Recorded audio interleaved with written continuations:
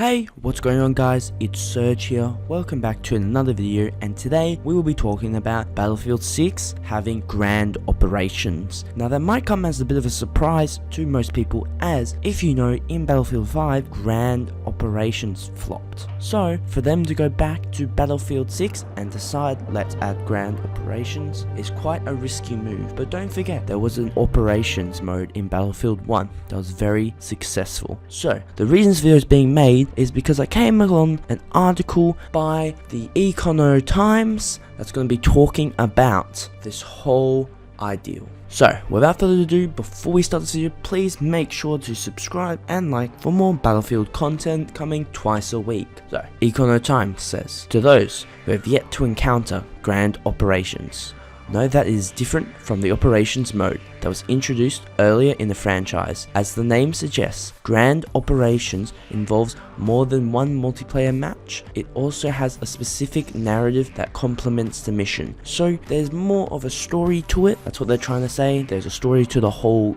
operations. I reckon most Battlefield players, we all know this, right? The said leak claimed that Battlefield 6 will focus on a plot where a third world war has broken out and the NATO alliance is moving against Russia. This is the same story reportedly planned for the next grand operations, although it would be in smaller scale. Now I'm not too sure what they're saying about the smaller scale, because what I've read, we have 128 players, so if I'm thinking it's probably be a larger scale, probably a bit of a typo, but still interesting point that needs to get called out, because like sometimes they're not going to get it perfect. Just take it with a grain of salt. It's not always going to be true. So I like this whole thing. It's pretty cliche with the Russia. I mean, you kind of hope they'd go to more threat nations like China, but all their lovely money's coming from China, so you cannot offend anyone. That's why I say glory to the leader. So Russia, I mean, yeah, it does coincide with some pretty similar leaks I was talking about, it being set in 2025, which in all realism is probably going to be the best time for Battlefield 6 to be set, because people would just be offended. So, the source wrote that the grand operations in Battlefield 6 will be set in an American suburb with a map that features a town hall, populated neighborhoods, mall, town center, park, interstate, and drive-in. So basically it's just a cliche American town from Modern Warfare 2, like the burger town and the gas station, things that like everyone expects, and like a pine forest. This is the most cliche American thing you can think of if you're not American. So for example, I'm Australian, I'm thinking, oh, what is America like? Lots of nice spread out areas, little parks, stuff like that, a lot of drive-thrus. Just joking, love you guys in America. So, the goal of the team playing as Russian forces is take over the suburb. Pretty sick. Now listen, if you saw one of my videos on Breakthrough, I thought Breakthrough is the best mode for Battlefield 5. So I want to know what you guys think. What's the best mode for Battlefield 5? For me, I'm thinking Breakthrough. So if they can add implements that go to the Russian side for grand operations, so Russians are invading, I reckon that's pretty sick to have more like front lines kind of combat. I just feel like they have a chance really with modern times to spread out and make it more unique. Instead of just a parachute drop, you can have a helicopter start. So maybe the Russians start on that carrier and you can fly from the carrier out. That would be pretty crazy on helicopters and stuff like that. Very creative. I don't see that happening, but I think that would be crazy good. And not for this map, but if they were going to go ahead with the grand operations insertions, then maybe coming in from the water, a water assault. That's pretty epic. Going under the water, people in scuba suits. Just things like that that just really add content to the game. Or why the hell not come from space in a capsule?